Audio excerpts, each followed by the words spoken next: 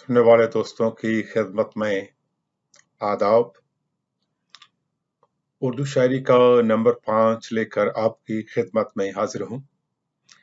बदल के रंग को तस्वीर बदल देते हैं, कमान से निकला हुआ तीर बदल देते हैं।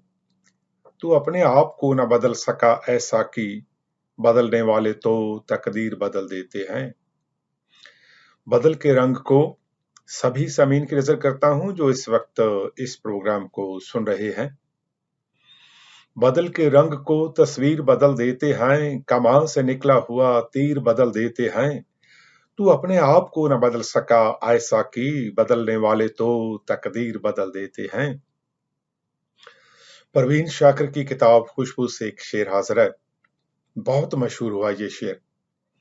बिछड़ा वो इस अदा से कि रुत ही बदल गई। भाई वाह, कमाल की गहराई है इस शेर में। बिछड़ा वो इस अदा से कि रुत ही बदल गई, एक शख्स सारे शहर को वीरान कर गया। बिछड़ा वो इस अदा से कि रुत ही बदल गई, एक शख्स सारे शहर को वीरान कर गया।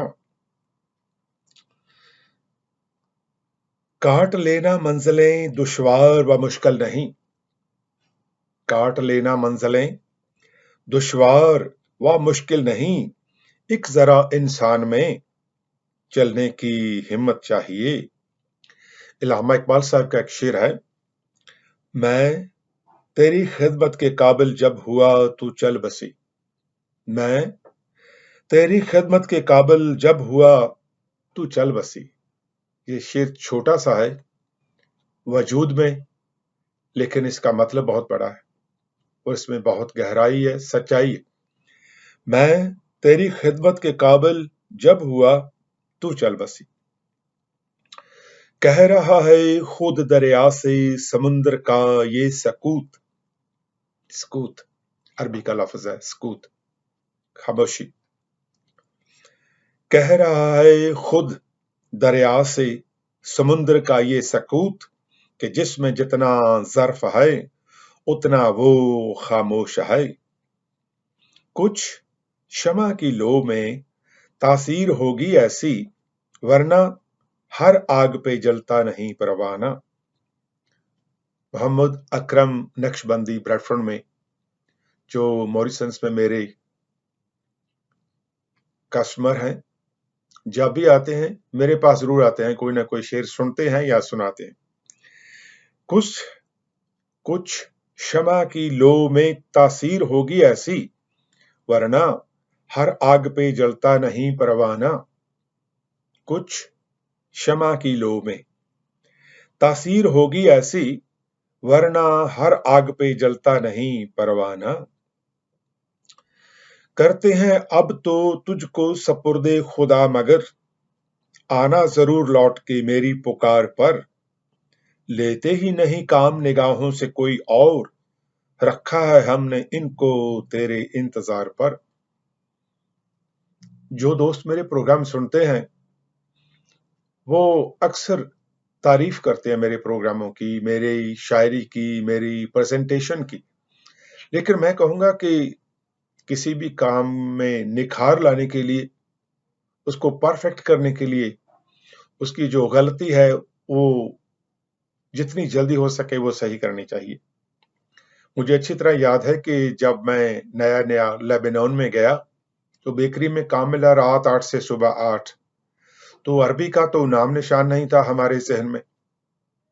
तो जितने भी दोस्त थे आसपास, कोलीग्स काम करते थे, तो जब कोई बात हमें बताते या समझाते तो जाहिर है कि अरबी में बात करते थे, तो हमें समझ में नहीं आता था।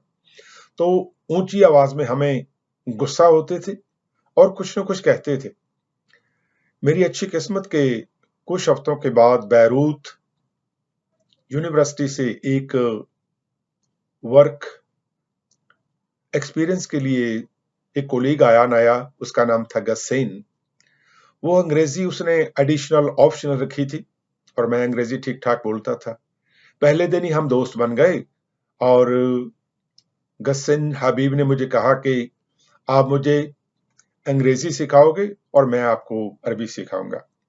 जब भी कोई कोलीग मेरे साथ गुस्से में बात करता तो मैं उससे बाद में पूछता कि उसने मुझे क्या कहा है। तो गसन कहता कि इसने आपको हमार कहा है, गधा कहा है। इसने मुझको क्या कहा है? इसने आपको कैल्ब कहा है, यानी कि कुत्ता। तो उसमें गालियां भी देते थे। तो एक दिन मेरे मन में आई कि सबसे पहले इस बीमारी का जड़ से इलाज करते हैं।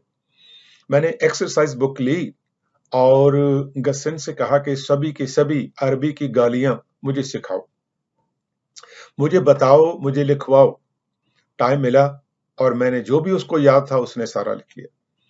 तकरीबन 4 हफ्ते लगे और मैंने बड़ी अच्छी तरह से अरबी तलफ़ुज़ में,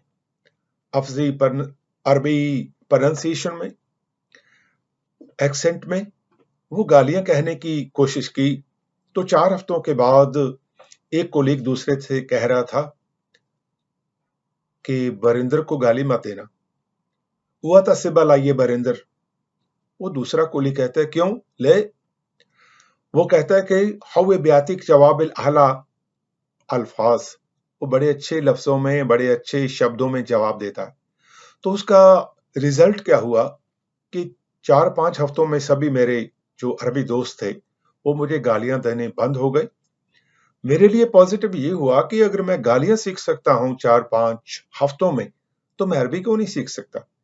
बस वही एक्सरसाइज बुक जो थी मेरे पास, वो मैंने जो भी मुझे समझाना मैंने बोलना और गस्सन ने मुझे ठीक करना। मैं उसे अंग्रेजी सिखाता रहा और वो मुझे अरबी, और 1 साल के बाद सब कुछ ठीक था।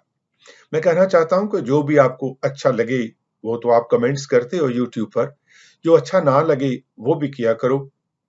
आप जो मेरी गलती बताओगे तो उसमें राज होगा मेरी कामयाबी का। बेहद शुक्रिया, बड़ी मेहरबानी। तो चलते हैं आगे। मैं कह रहा था कि करते हैं अब तो तुझको सपुर्दे खुदा, मगर आना जरूर लौट के मेरी पुकार पर। लेते ही नहीं काम निगाहों से कोई और, रखा है हमने इनको तेरे इंतजार पर। ब्रेडफोर्ड में मेरे दोस्त हैं मोहम्मद इश्तियाक। जब भी वो मेरे पास आते हैं मॉरिसन्स में, कोई ना कोई शेर लिखवाते हैं। ये उनका शेर लिखवाया हुआ है। कौन कहता है खुदा नजर नहीं आता। यहां तक मुझे पता है ये सर मोहम्मद इलामा इकबाल साहब का शेर है। कौन कहता है खुदा नजर नहीं आता। कौन कहता है, कौन कहता है खुदा नजर नहीं आता। एक वही तो नजर आता है जब कुछ नजर नहीं आता। कौन कहता है खुदा नजर नहीं आता, एक वही तो नजर आता है जब कोई नजर नहीं आता।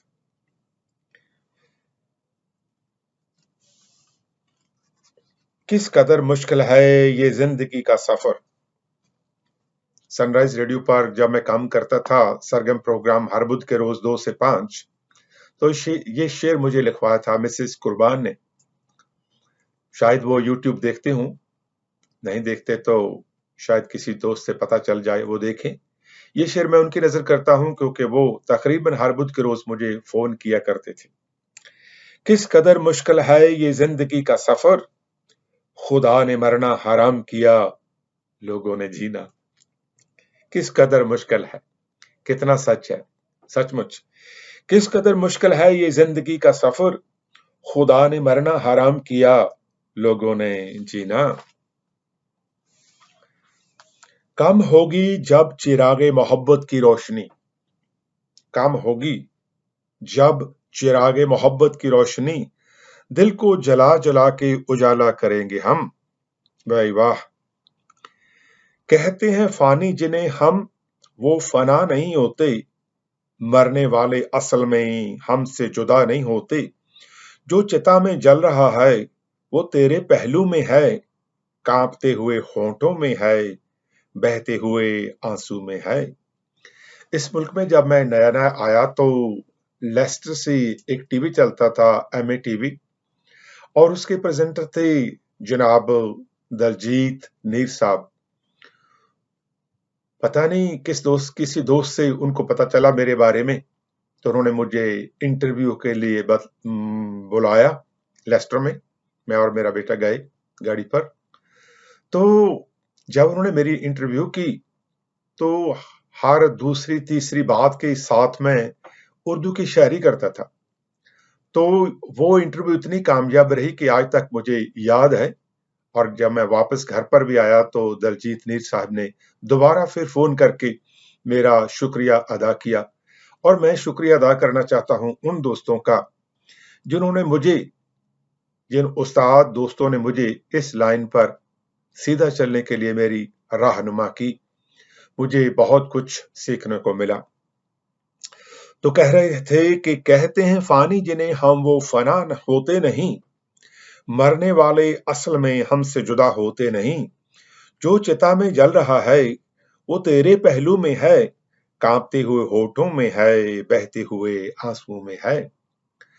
मुझे याद आया कि वो उस जो इंटरव्यू लेस्टर में एमए टीवी पर मेरी पहली बार हुई, तो प्रेजेंटर साहिब जनाब दलजीत नीर साहब ने मुझे ये पूछा कि ये जो आप प्रेजेंटेशन करते हो, ये बोलने की कला, बात करने की कला, ये कहाँ से कब शुरू हुई? तो मैंने कहा कि ये तो चौथी क्लास में शुरू हो गई थी। चौथी क्लास में पढ़ रहा था तो हमारे एक टीचर साहिबान थे जो हर शनि के रोज, हर सैटरडे वो बाल सभा लगाया करते थे, बच्चों से गीत सुना करते थे। तो शौक तो मुझे था, गाने का शौक था, लेकिन कभी लोगों के सामने या स्कूल के सामने या क्लास के सामने कभी ऐसा नहीं किया था। हाँ,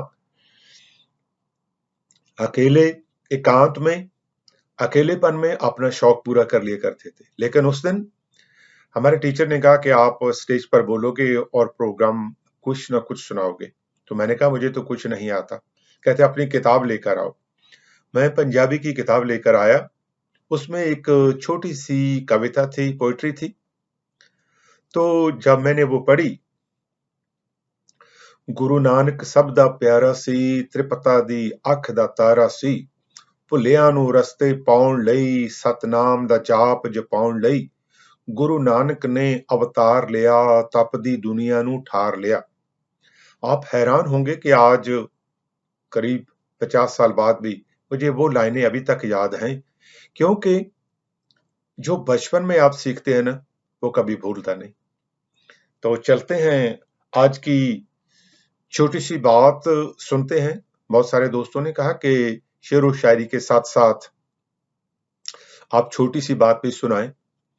सनराइज रेडियो जब मैंने ज्वाइन किया 1992 में, तो अप्रैल में मुझे बुलाया गया था। तो स्टूडियो में थे जनाब रिफत अब्बास साहब। तो उनसे मेरी सबसे पहली इंटरव्यू थी 1992 में। तो जब वो प्रोग्राम करते थे तो मैं बड़े गौर से सुना करता था और बहुत कुछ सीखा मैंने उससे। आज भी जब मैं उन्हें फोन करता हूं, जब कोई शो करते हैं किसी भी रेडियो पर, तो मैं उन्हें उस्ताद कहता हूं और बहुत खुश होते हैं। मेरा कहने का मतलब है कि जो लोग उस्ताद होते हैं, हम उनसे बहुत कुछ सीख सकते हैं। बस शर्त एक है कि हम निम्रता से, हलीमी से इन बड़े लोगों से प्यार से पूछें। जो नहीं पता तो वो बहुत कुछ अपनी जिंदगी का तजर्बा बता सकते हैं।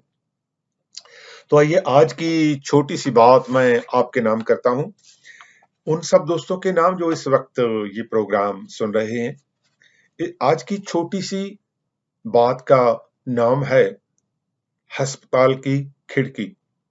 अस्पताल की खिड़की। अस्पताल में यानी हॉस्पिटल में दो आदमी बीमार थे। एक मरीज खिड़की के नजदीक और दूसरा कमरे की दूसरी तरफ। सुबह और शाम के वक्त जो आदमी खिड़की के नजदीक था, वो बाहर के कुदरती नजारों का बयान बड़े दिलचस्प तरीके से करता था। किसी नेत्रहीन आदमी को, जो नबीना था, किसी नेत्रहीन आदमी को एक आंख वाला भी बड़ी खुशी दे सकता है। कभी कभार तिनका भी डूबते के लिए सहारा बनता है। दोनों की जिंदगी आराम से गुजर रही थी। इंसान दुनिया के किसी भी कोने में चला जाए, लोगों के साथ उसके रिश्ते कुदरतन बन जाते हैं। क्योंकि दोनों लंबी बीमारी के मरीज थे, इसलिए खिड़की से दूर वाले मरीज को पता चलता रहता था कि बाहर की दुनिया, लोग और मौसम कैसा है। इस भरी दुनिया में अगर कुछ लोग अकेले हैं, तो उनका अकेलापन दूर करने के लिए वाहिगुरु जी ने, अल्लाह मियां ने हीले वसीले भी बना रखे हैं। एक साथी का दूसरे को समझना, ऐसे दोस्त कम होते हैं। ऐसे दोस्तों की दोस्ती की उम्र लंबी होती है। कई साल गुजर गए और ये दोस्त अपने घर या परिवारों के बारे में बड़ी दिलचस्प बातें करते। पुराने कारोबार और बीत चुकी जिंदगी के बारे में बातें करते। बीत चुके कल की मीठी यादें और कड़वे तजर्बे भी साझे करते। ये बड़ी दिलचस्प बात है कि दुनिया के हर एक आदमी में कोई दिलचस्प बात जरूर होती है, यकीनन होती है, जो अजनबी लोगों के दिलों को छू जाती है, टच कर जाती है। एक दिन खिड़की के नजदीक वाला मरीज रात को बातें करता करता सोया, लेकिन ऊपर वाले की मर्जी हमेशा के लिए सो गया। दूसरे मरीज को नर्स ने बताया कि तेरा रूममेट अब दुनिया में नहीं रहा, तो वो बहुत हैरान भी हुआ और परेशान भी। मरीज ने बड़े दुखी दिल से रोते हुए नर्स को कहा, सिस्टर, मैं आपको बता नहीं सकता कि मैं उस साथी को कितना याद करता हूं, उसका कितना कर्जदार हूं। वो हर रोज बाहर के खूबसूरत नजारे बयान करता था और मेरा दिन आराम के साथ खुशी खुशी गुजर जाता था। उस मरीज ने नर्स को पूछा, सिस्टर, क्या अब मैं उस खिड़की के नजदीक अपना बिस्तर लगवा सकता हूं, ताकि मैं भी बाहर के नजारे देखकर अपने दुखों को पल दो पल के लिए भुला सकूं। कई सालों से बाहर की दुनिया देखने के लिए तरस गया हूं। जब नर्स ने उसका बिस्तर खिड़की के पास लगवा दिया, तो वो बड़ी मुश्किल के साथ खिड़की के बाहर देखने के काबिल हो सका। अचानक बाहर देखते ही उस आदमी की चीख निकल गई, क्योंकि खिड़की के सामने सिर्फ कंक्रीट की दीवार थी। बाहर ना तो कोई रोशनी थी और ना ही उस दीवार के आर पार देखा जा सकता था। उस मरीज ने बड़ी हैरानी से नर्स को पूछा, सिस्टर, मेरे साथी ने कई साल ये क्यों नहीं बताया कि खिड़की के पार तो कुछ भी नहीं। सारी बात पूरी तरह समझने के बाद नर्स ने बड़ी मुश्किल से अपने आप को संभाला और बोली, बाबा, क्या आप नहीं जानते थे कि जो भला आदमी आपके कमरे में आपका साथी था, वो नेत्रहीन था, नबीना था। जाहिर है कि वो भला मानुस आपको जिंदा रखने के लिए हौसला अफजाई करना चाहता था, आपकी वीरान जिंदगी को खुशी खुशी जीने की उम्मीद बंधाई रखना चाहता था। इस दुनिया के दुखी लोगों को सुख आराम देने वाले लोग ही लोक नायक बनते हैं। नर्स की इतनी गहरी बात सुनते ही उस बुजुर्ग ने खींचकर बहुत बड़ी सांस ली और बोला, उफ, काश मैं उस नेक दिल इंसान के दिल की बात उसके जीते जी जान सकता, उसके हाथ चूम सकता, उसके पांव छू सकता।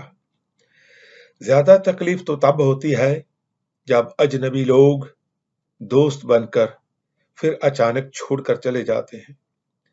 जिस्म पे चोट लगे तो खून के कतरे गिरते हैं, दिल पे चोट लगे तो खून के आंसू गिरते हैं, और फिर वो आदमी इतनी जोर जोर से रोया कि उसकी दर्दनाक चीखें सुनकर अस्पताल के बहुत सारे लोग इकट्ठे हो गए। बेहद शुक्रिया, बड़ी मेहरबानी। मिलते हैं फिर किसी और प्रोग्राम में। Thank you very much.